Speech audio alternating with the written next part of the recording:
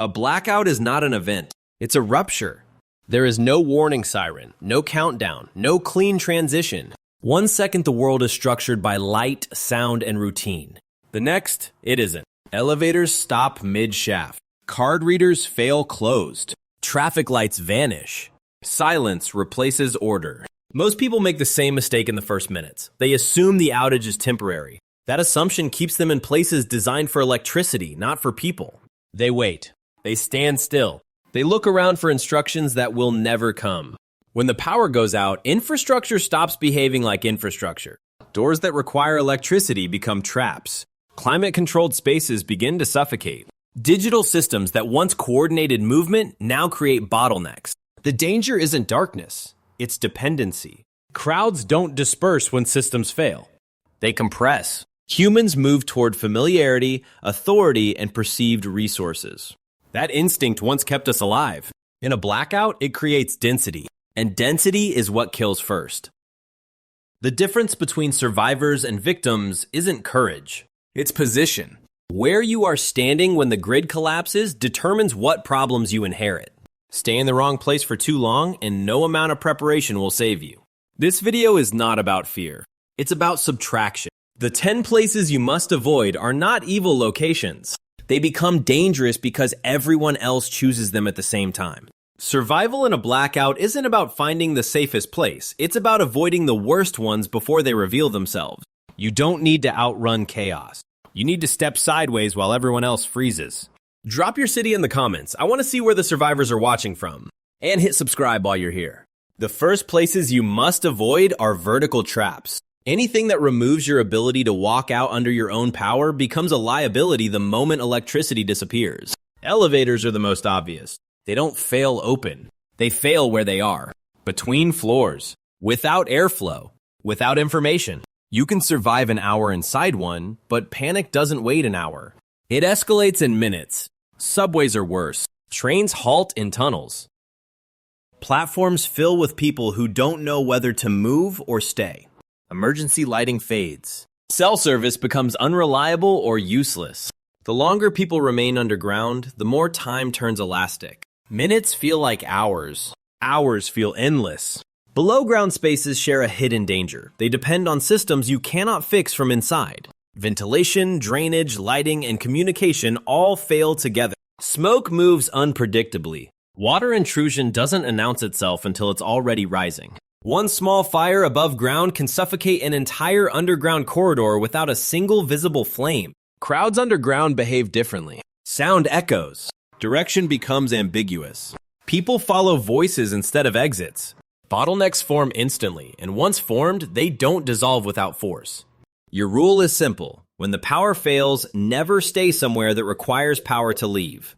If you are underground, your priority is daylight, not information, not instructions, not reassurance. The safest underground space after a blackout is the one you are actively exiting.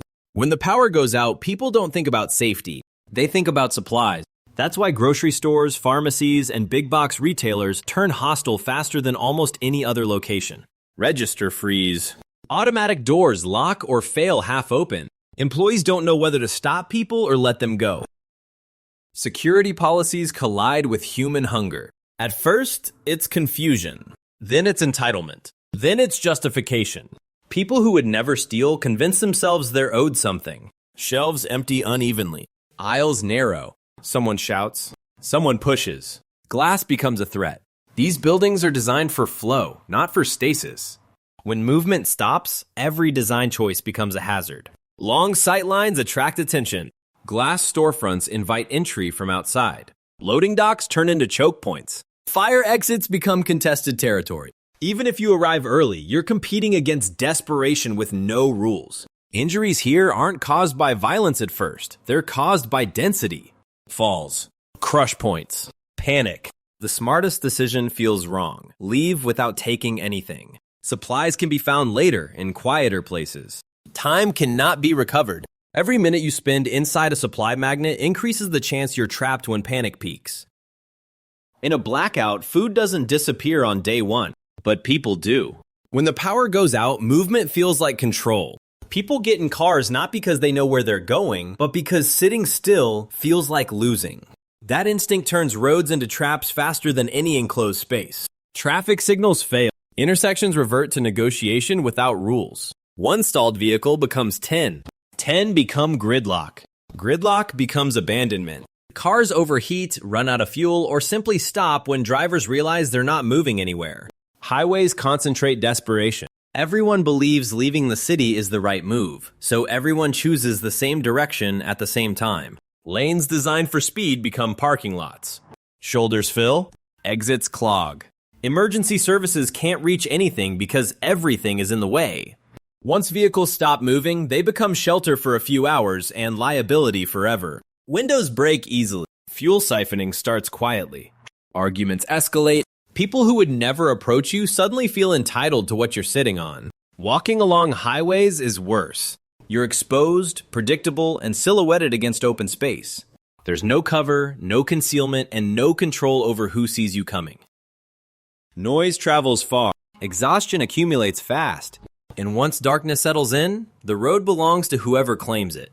The most dangerous lie about roads is that they lead somewhere better. In a blackout, they lead to congestion, confrontation, and exhaustion. Safety doesn't sit at the end of traffic. It forms away from it. Survivors don't flee with the herd. They step off the flow early, before momentum locks them into decisions they can't undo. When systems fail, people seek authority. They assume someone is still in charge somewhere.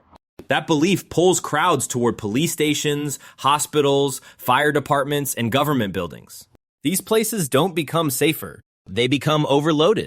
Hospitals lose power-backed capacity quickly. Generators prioritize critical care, not comfort.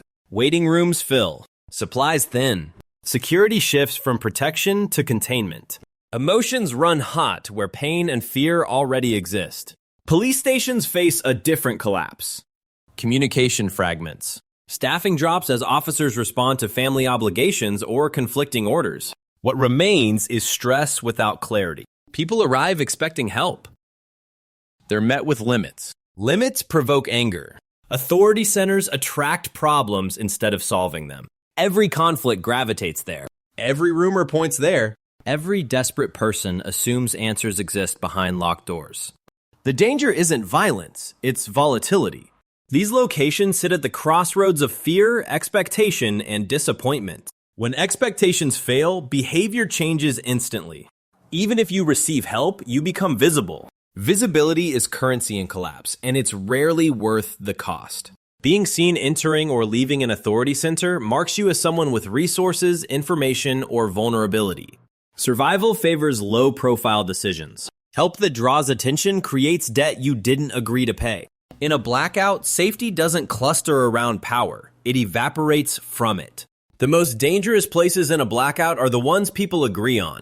Community centers, shelters, schools, churches, stadiums. Anywhere labeled as a safe zone becomes a convergence point for fear. Fear compresses people faster than walls ever could.